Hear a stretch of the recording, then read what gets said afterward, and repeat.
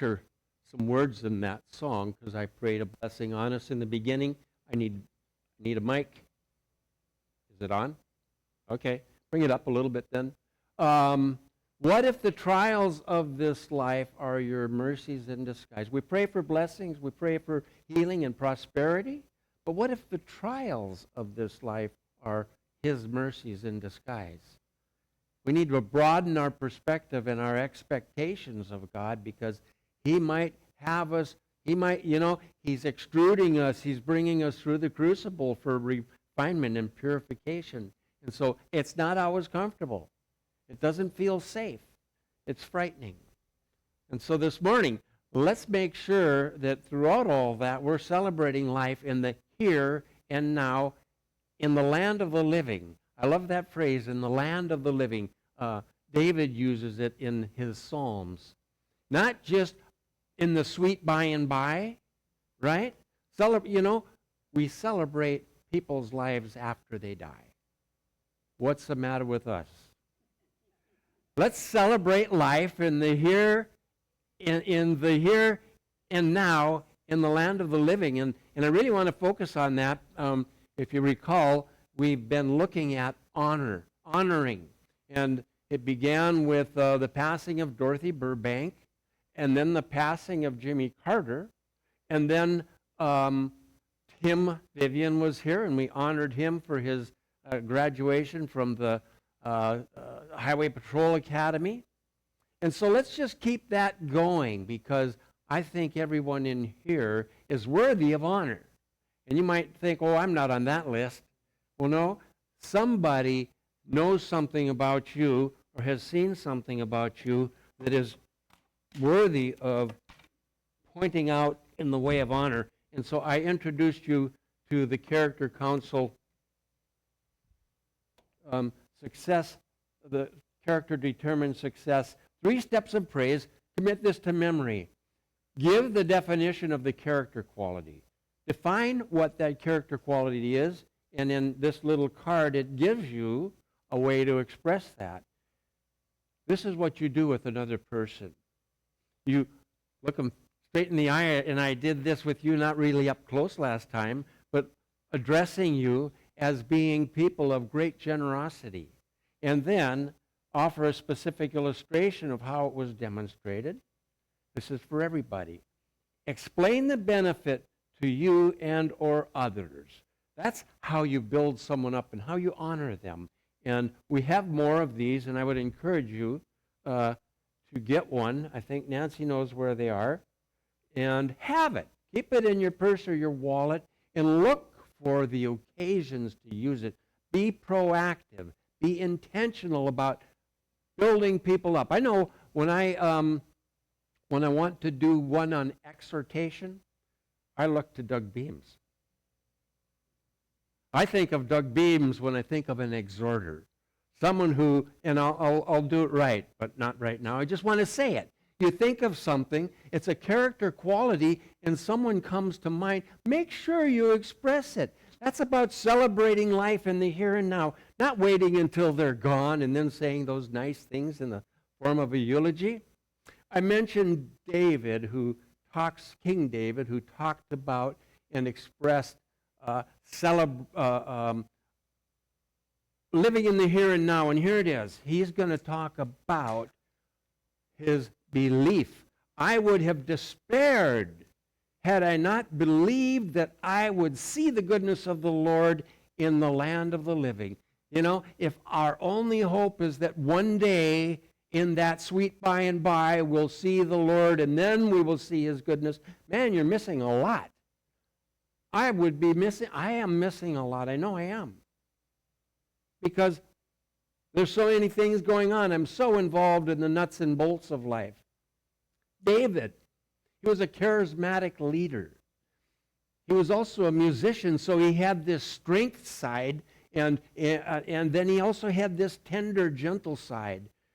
He had poetic vulnerability. He was also a brave warrior. He was up against the wall in tight spots many times. He had plenty of reasons to despair, but he found solace in his faith, in what he believed in, and what he looked for. I believe that I will see the goodness of the Lord in the land of the living. So let's go out of our way to look for it. I'm told that the way to give a message or to speech is to tell them what you're going to tell them. So, and I don't often do that. And so here's what we're going to see today. 3 elements of today's message are this one first that we have just touched on, celebrating life in the land of the living, and under that, honoring God by intentionally honoring others. Next, perpetuating an engaged, supportive family culture, and I have coined something, potluck style participation. Updating the congregation and to celebrate behind the scenes movement, things you wouldn't necessarily see, but there are behind the scenes movement. There is. And then we'll close with prayer and communion. I want to talk about that perpetuating an engaged, supportive family culture, but I got to save that. I got to save it so that we can do this. Oh, you'll also get 5 quotes and quips by Martin Luther. I don't know if you knew that he's also a quipper. He says some funny things sometimes, but he's a very, very honest, forthright man. I'm a Lutheran, or I was a Lutheran. I grew up a Lutheran, so I don't mind giving some honor to Martin Luther. He says this, and a pastor told me this in Santa Cruz, a Lutheran pastor, because they celebrate Oktoberfest. And what is Oktoberfest famous for? Beer and brats and sauerkraut. And so their church celebrates Oktoberfest just like anything else. They celebrate their Lutheranism. And he says this, whoever drinks beer is quick to sleep. Whoever sleeps long does not sin. Whoever does not sin enters heaven. Thus, let us drink beer. For the pastor to say that, I thought, whoa. And so on that time of the year or on a particular day, they'll have a keg. It's kind of refreshing in a way. So, I'm going to integrate something that communicates a message that I'm going to credit Nancy for in a previous church. And so since we're talking about pubbery, going to pubs, you really enjoyed that social environment in Ireland, didn't you? We had a little taste of it in England one time, and it's special. There's the neighborhood pub. That's where you go. That's where you socialize. It's not about getting drunk. You might have a pint or two, but it's not about getting drunk. Or 3? Okay. Depends on how long you stay. There's something called the pub crawl where you go from one to the next. Okay, anyway, but to capture this, it was something that Nancy said when another church, a former church, was talking about what kind of a culture or vibe do we want to hear? And they were trying to think of how they expressed that, and this expressed it so well. Sometimes you want to go where everybody knows your name and they're always glad you came. Don't you want to have a church culture like that? Where a guest can walk in and you get their name, and if you're really, really good, you remember it. Vince and Carly, thank you. It takes a team. It takes a village. All right, but we got you. Everyone knows your name, and now you all know it. And we're always glad you came. We're glad you're here today. They're friends of the Harrows. Well, let me just familiar theme. Making your way in the world today takes everything you got. Taking a break from all your worries sure would help a lot. Wouldn't you like to get away? Sometimes you wanna go where everybody knows your name, and they're always glad you came. You wanna be where you can see troubles are all the same. You wanna be where everybody knows your name. You wanna go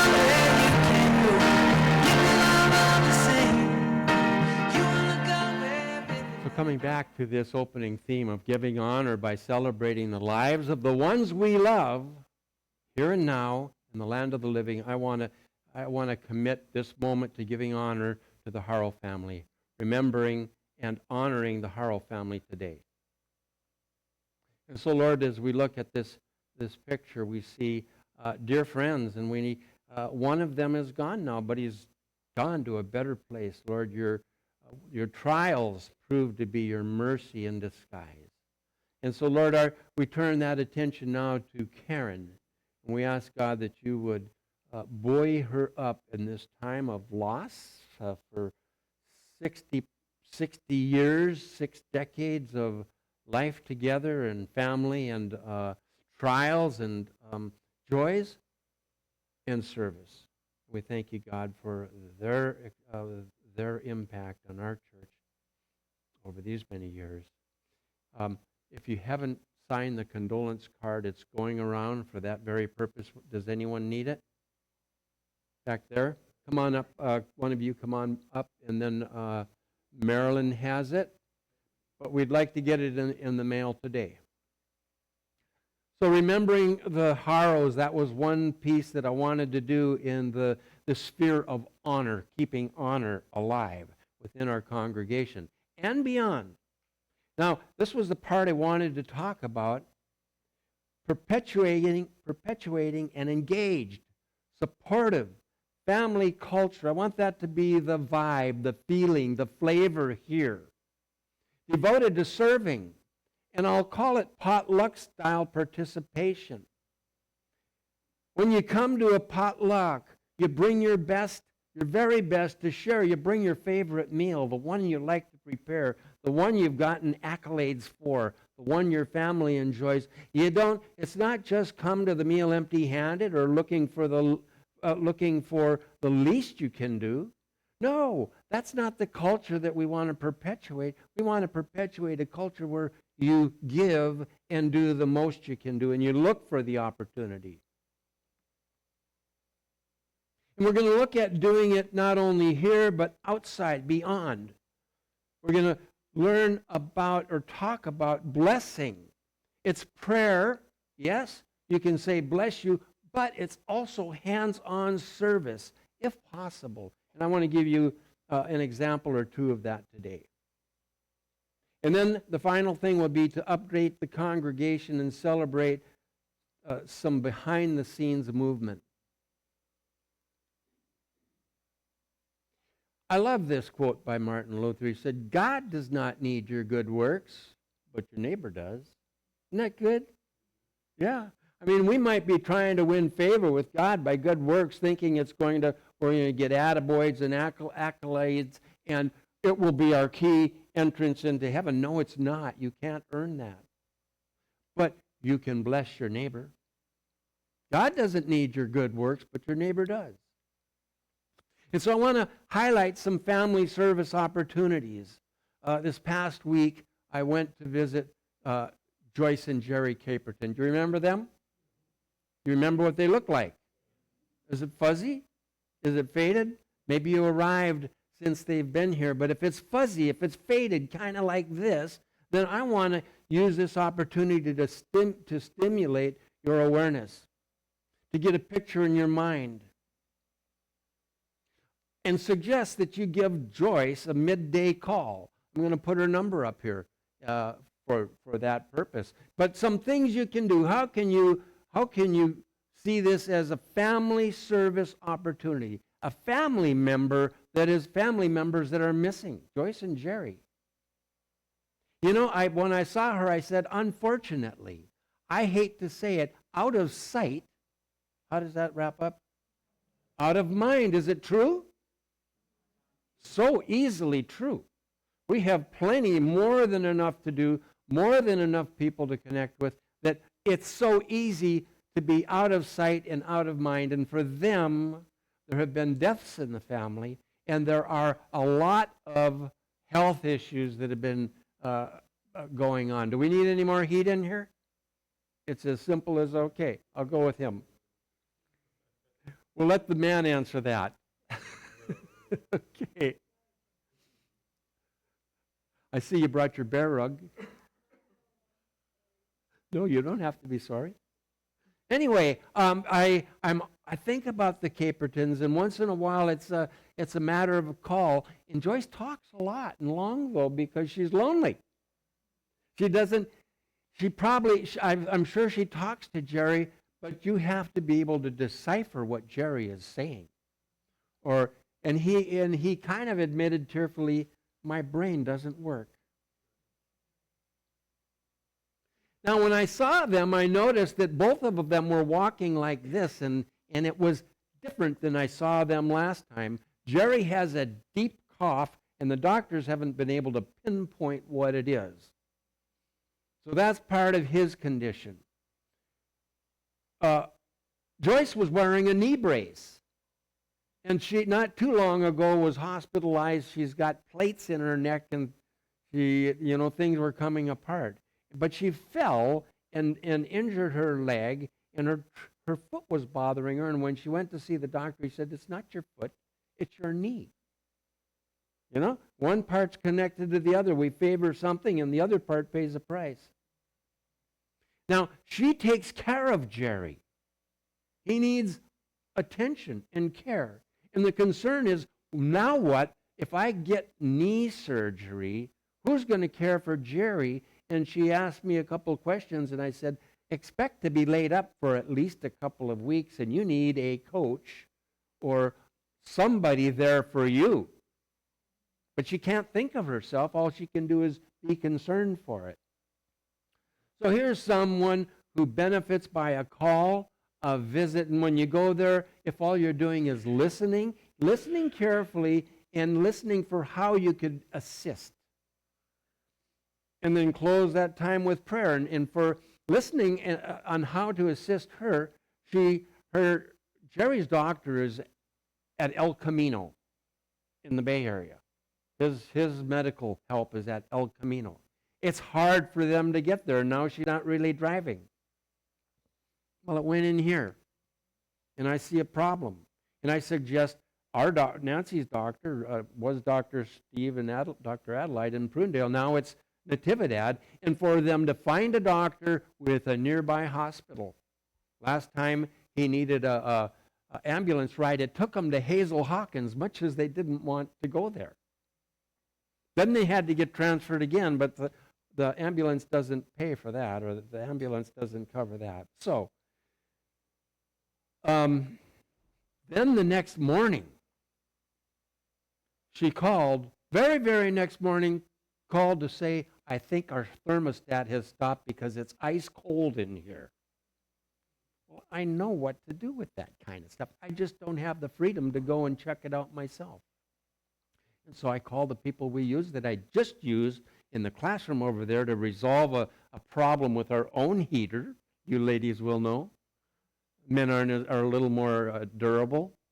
But arrange for that, and they're very busy, but I got him to come in, and I got him to come in and see her instead of us.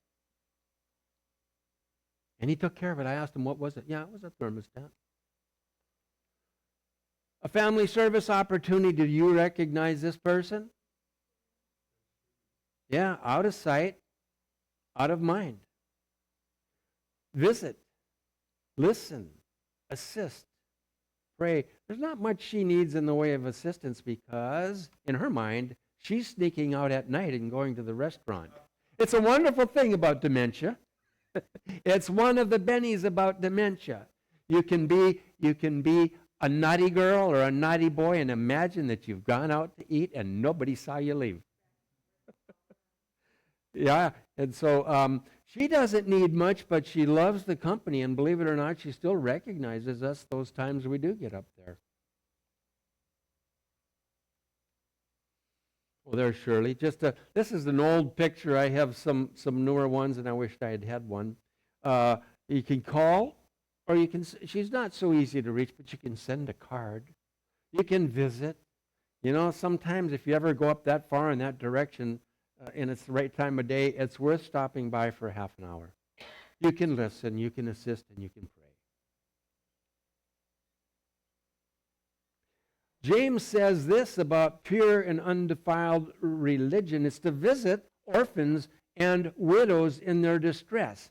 Now, I don't know, I can't, and orphans don't come to mind for me. I guess I really don't know any. And oftentimes when I'm made aware of things like this, I say, why don't I know any orphans? Because I live in a little protected shell. I'm not in that mix. But pure and undefiled religion is to visit orphans and widows in their distress. I know widows. We have plenty of widows, and there are widowers with us. And we know that life can be lonely. And I think maybe in particular for a widow, it can be overwhelming. How to take care of all the business and all the stuff that has to be done, plus age, plus have doctor's appointments and so on, plus whatever is going on in your own family. I think of, I have heard it secondhand that my aging mother no longer with us. Back in Minnesota where it snows, that someone would come and plow her driveway or shovel it out for her so that she could get out. And I think, how wonderful.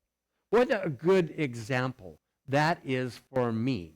Whose driveway am I shoveling? Well, maybe going and seeing some of these people is the equivalent of that. Or repairing. Yeah, there's lots of variations on a theme. But I'm so proud of those neighbors that looked in on her, and it touches my heart. And so I want to make sure that we, it becomes the culture of this church to be looking for opportunities, have our eyes open. First, we get our hearts willing, get our brains thinking, and then have our eyes open and pray, but take action.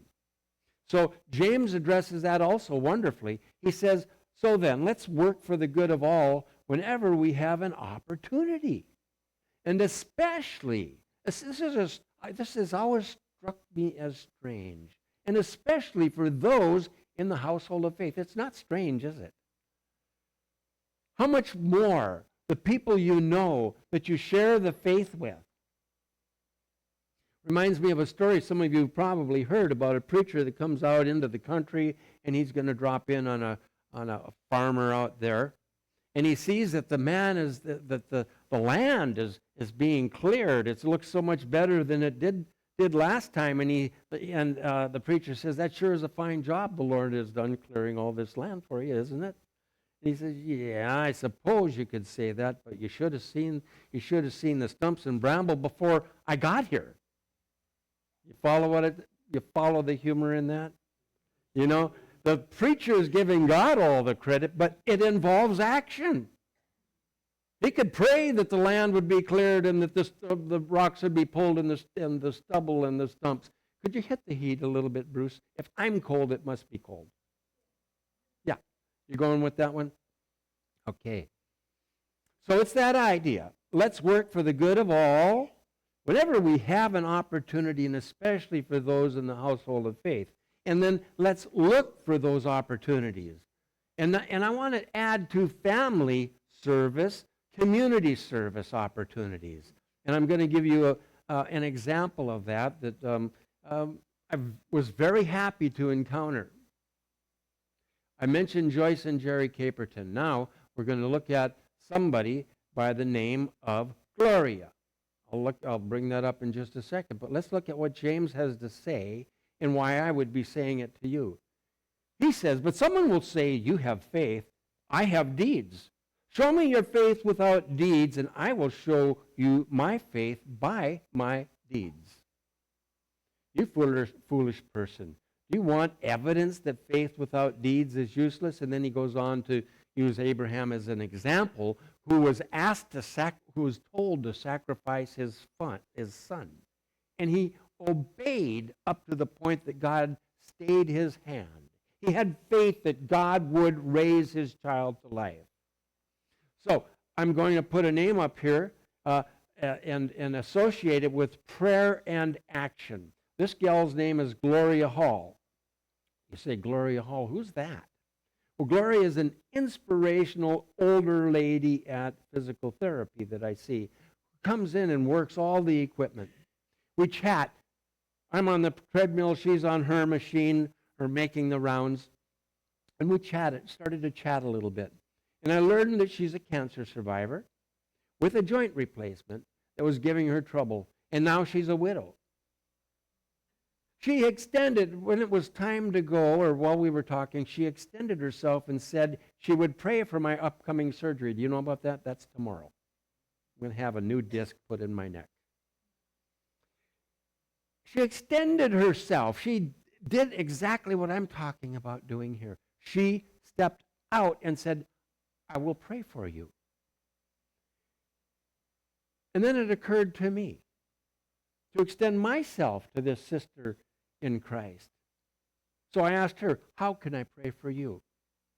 And she said, well, I'm losing my homeowner's insurance because of something that the company wants after 40 years. They want this in order to keep me qualified for it. And insurance companies they're ready to bail. Many have already bailed in California, and they're just happy to have a reason to drop you now. And then people go to the California Care Program, and it like doubles your insurance cost. And so I asked her to tell me about it, explain this problem. Maybe I know something that could be helpful. And she said she needs some work done, but she doesn't know who to call. She's had plenty of time, and you know how it is, you procrastinate on things that you don't know how to do or you don't want to do. Nothing good associated with it that you can think of. And so she procrastinated right up to the last minute, and they're supposed to cancel her insurance the next day. Well, that doesn't give much time for much resolution. But I know people, but I might need a little time to think about it, and I know that I don't have the time, even if I would like to. And then Grumpy's name came to mind. Grumpy is a guy who's savvy with all kinds of things, and what it amounted to was running electrical across her dirt driveway. That's a good thing. Over to the house to put up electrical there, and then some plumbing attachment for a device that would protect her house from a flood, from a water break.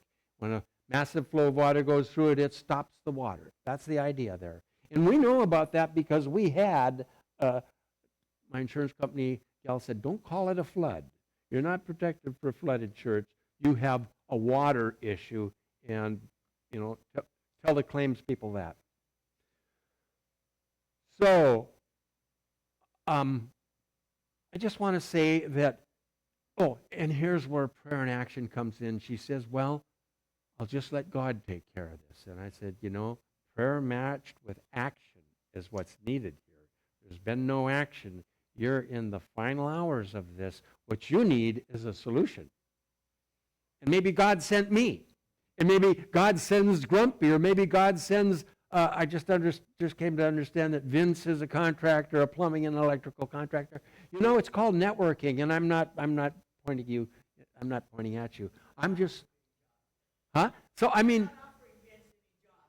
right. No, but it's just a matter of networking, and God provides someone along the way, and I'm having to learn that I don't have to do it all. I can't do it all. And my job is to equip the saints for service so that the saints, that's you people, that's all of us, are doing it. And so I encourage you in this way. Now, did I mention that I have 6 quotes here from Martin Luther? This is, 5? Count them. Pray, he says, like it all depends on God. And I've heard another quote that I don't have in here, that on his days that are so busy that he doesn't know what he's going to do, he spends an extra hour in prayer. And he's saying, pray, like it all depends on God. And then he says, and when you're done, go to work. Go to work. We missed something there. What happened? I must have gone the wrong way. Oh my gosh, that many times? Oh no. All right. I don't want to. Pray like it all depends on God. And when you're done, go to work like it all depends on you. That's heart and soul. Get in and do whatever you can. Make it a priority to make that difference. Make that difference. And then also here, this is a refresher on the Harrows. It's a family service opportunity. Sign or send condolence card today. Text, call, listen. Don't be if you get the sense that you're being a nuisance, don't, know enough to stop. What you can't see there on the screen is show empathy. Not sympathy, which is, I feel so, that's so terrible to be you. No, I feel your pain. Joining them where they're at, not from a distance, I sure pity you. No, we wouldn't do that anyway, would we? You could bring a meal. Has that fallen out of favor? Just offering a meal? I see a hand.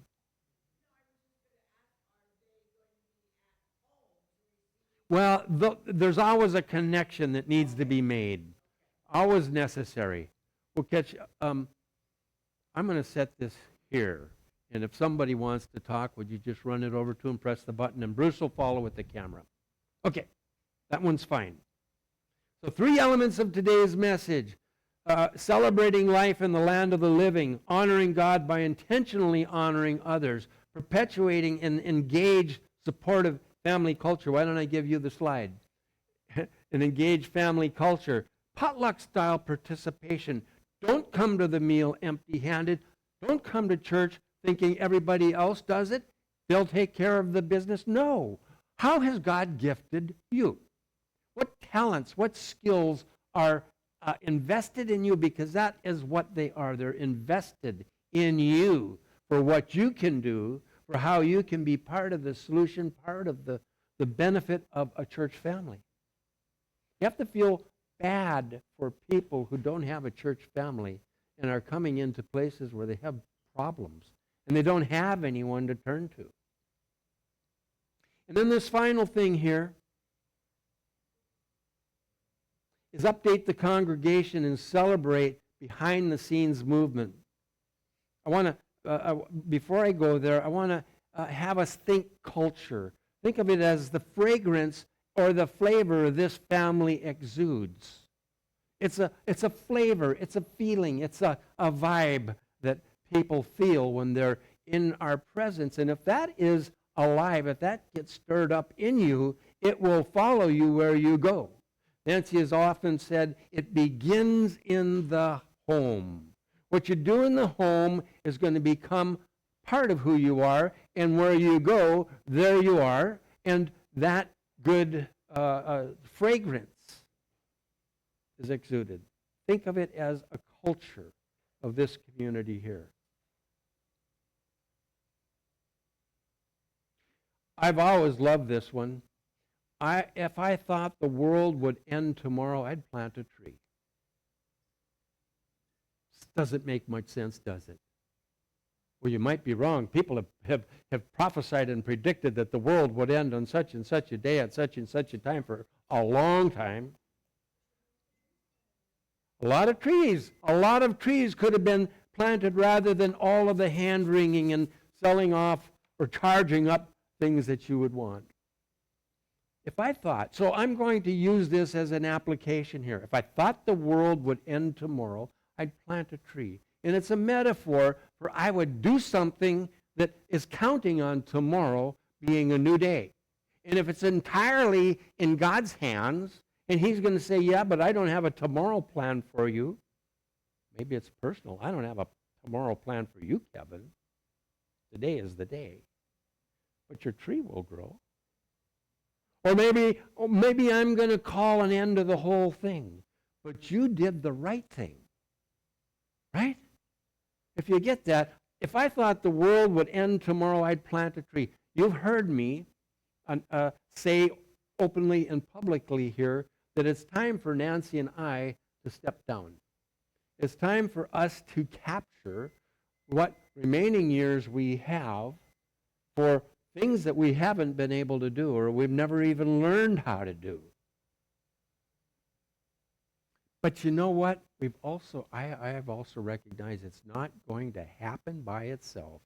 It'd be nice to just leave it to God and all that's going to work out. But I know it requires action on my part. I'm going to show you a slide here because there are things that we can't take on ourselves. But that doesn't mean they can't take on form in some other way. So I want you to meet some local kids that were out in the portable earlier in the week, because God is allowing us to see the Spirit blowing new life into dry bones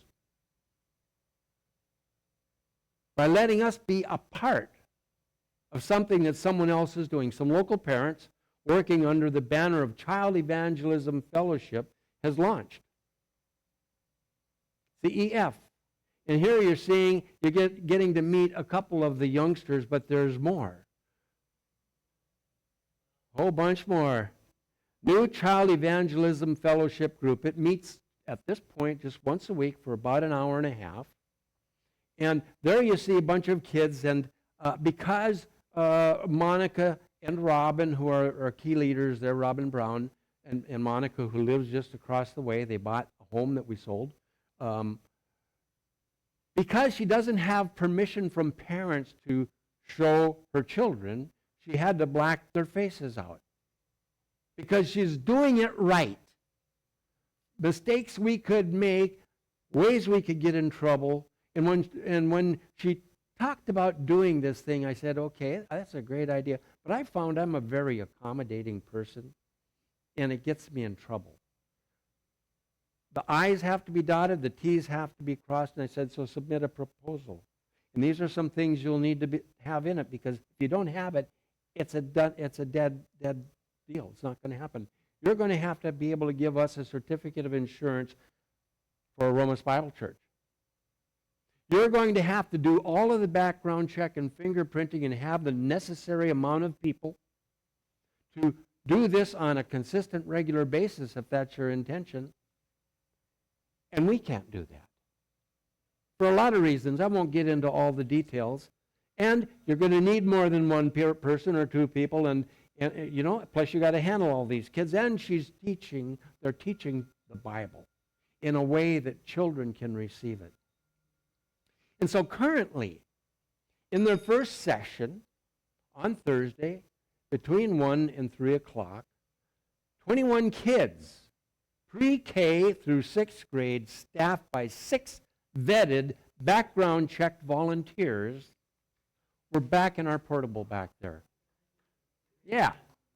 You know, I went in the day before because I'd found out that a toilet wasn't working. It turned out to be a much bigger deal. Because, yeah, another story. But when I went in there to check out the toilet, the gals were meeting, the people were meeting, they were getting an orientation class. And I said, well, I could see that you're saving a lot of money on heat. You're saving us a lot of heat money. Well, the heater wasn't working. The furnace wasn't working. So I needed to call out the guy that adjusted ours and went to the Capertons and have him work on that furnace. Now, you have to understand that every one of these things has a price tag.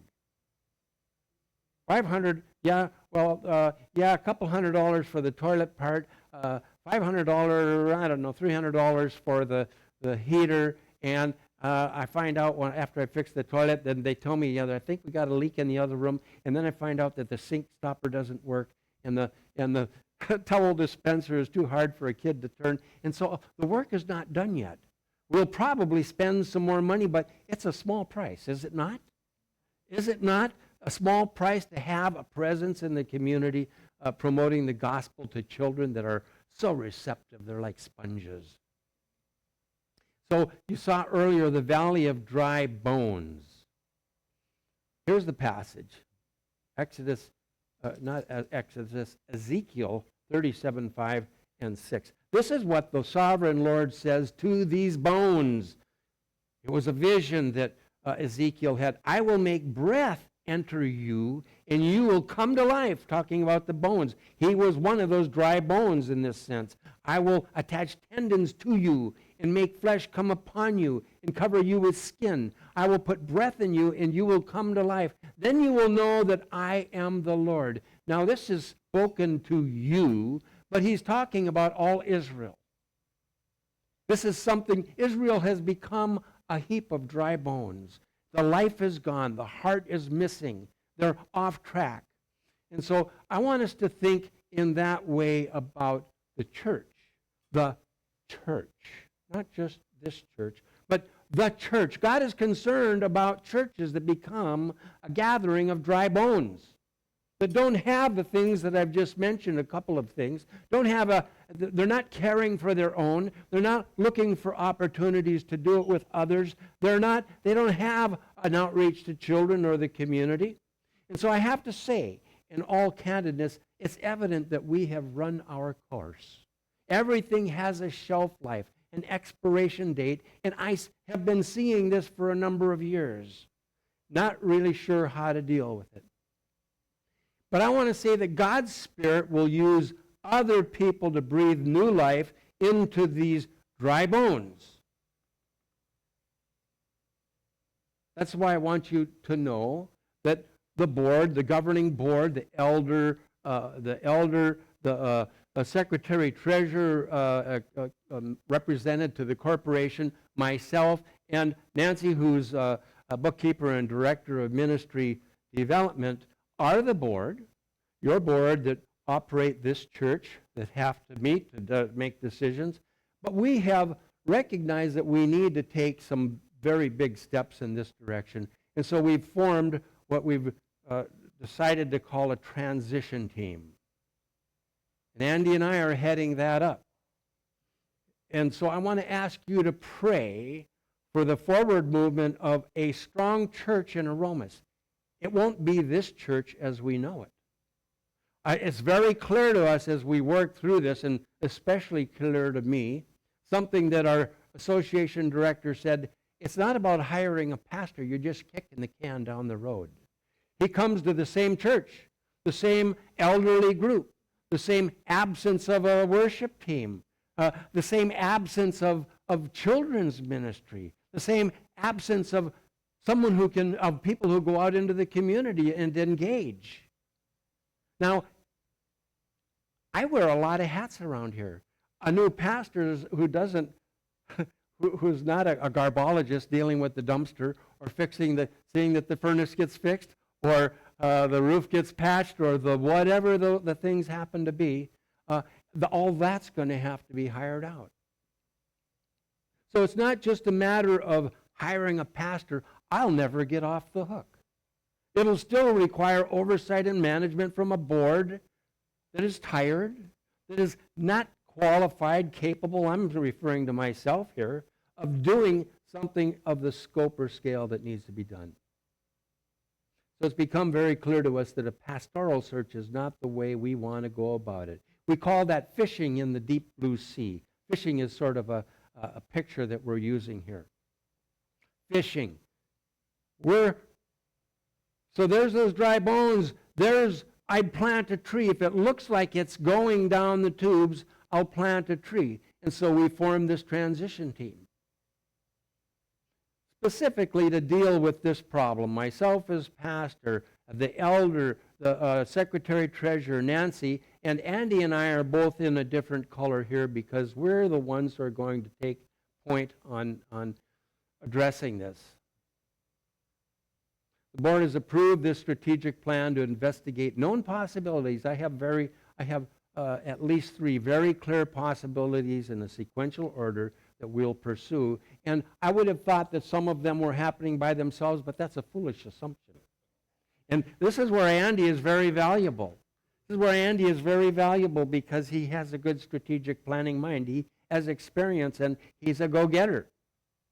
And so we're going to go get him.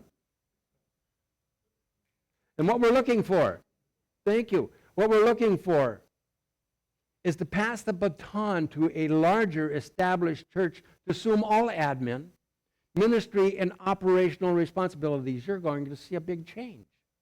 You have to be aware of that. Change is never comfortable. But this is what's going to be necessary if we care about the future. This church was established 100 years ago.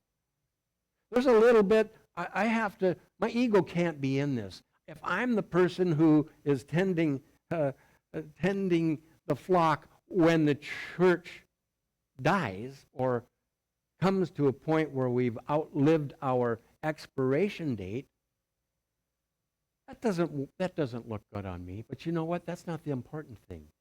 The important thing is that the church goes forward.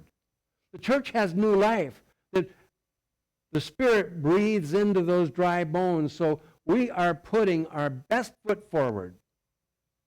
The transition team is putting its best foot forward to be positioned for the new life God will plant in the soil that we've been tending. If nothing else, for all the years Nancy and I have been here and have had people to work with, we've kept the doors open and it's still a Christian church. Right? It's still a faithful, solid Christian church. We might not have whistles and bells and some things that would make it a better church, but we believe that someone will look at this campus and say, you know what? What a godsend. What a godsend. In a place that could be called, it'll be a different name. I wouldn't want to call it Crossroads. That's been used too many times. But are we not in the crossroads? We're in the crossroads of 3 counties. Same distance to go one direction or another. We have a paid-for, debt-free campus with an income stream. Who wouldn't say hallelujah to that? So Andy and I are fishing. There we go. Kevin and Andy are actively pursuing possible sources for complete transfer of operations. Now, I know I'm not going to be off the hook. I know too many things that they have to learn. That learning curve won't just be, hey, here's the keys. No. I know what's going to fall apart, and I know what to do when it does. And it's too expensive if you just call a contractor. So, now that you've had an update, you've come to an understanding that we are at work behind the scenes, and not just here, ministry-wise also. We may be down, but we're not out. Don't throw dirt on us yet. What can you do? Stay tuned, right? We're going to give you updates as we can. Pray that we find the most feasible, timely, amicable arrangement. Pray for a wonderful transition to what God has in store for Aromas and beyond. Don't provide grist for the gossip mill. This ain't nobody's business but our own. You know what? This could be delicious stuff to pass around to everybody who has no business in our business. So if you have a question, talk to the transition team. That's Andy, Ted, Cher, Nancy, or I. If you have a question, we're the ones to talk to. We might not have your answer. Or it hasn't developed yet. We're still at a loss in terms of the answer for a lot of things. A lot of places where assumptions have been made that have painted us in a bad spot. And I take responsibility for a lot of that. And so, Ted, would you come up here? I'm going to pray, and then... Okay. All right. Well, Ted's going to lead us into a communion here. And you know what? There's an example. I'm so busy with the nuts and bolts of the operations here, and so busy putting this together so that it's